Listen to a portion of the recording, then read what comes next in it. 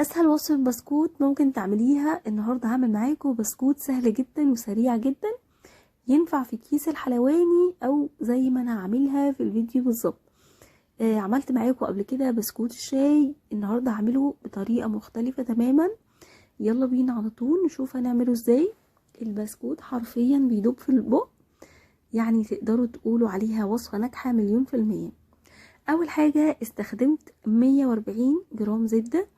الزبدة يعني سيحتها شوية نوعا ما، مش عايزين تسيحوها مفيش مشكلة.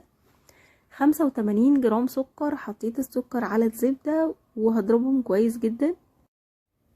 هفضل اضرب لغاية ما احس ان السكر داب تماما وانه ملوش اي اثر. كمان لون الخليط بيبقى فاتح زي ما انتوا شايفين في الفيديو.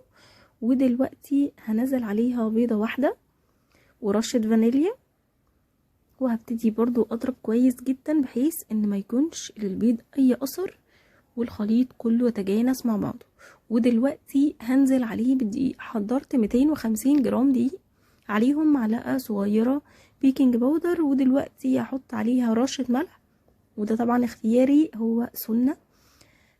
بس كده. ودلوقتي هحطه على الخليط.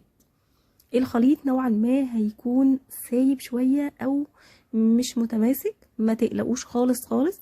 الوصفة انا عاملاها مضمونة 100%. الوصفة وصفتي على طريقتي، بعد محاولات كتير ان انا اوصل لاحسن نوع وافضل نوع بسكوت. طلع معايا النوع ده. زي ما انتم شايفين البسكوت طري ازاي. حطيته في التلاجة حوالي ساعة، بعد كده طلعته عشان اشتغل منه. لازم ورق زبدة، مش شرط ورق زبدة، ورق ستريتش، اي نوع، اي حاجة عندك ممكن تشتغلي بيها.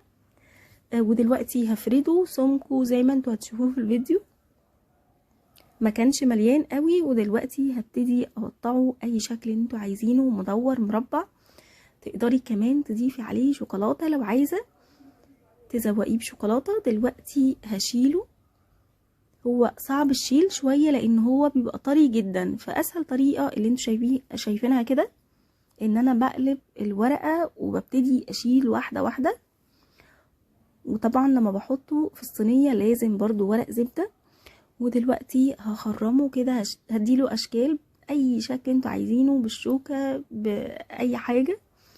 بالنسبة للتسوية حطيته في الرف اللي في النص على درجة حرارة 200. تقريبا اخد ربع ساعة بالظبط.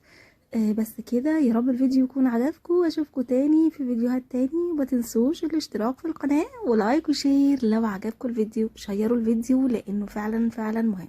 سلام عليكم.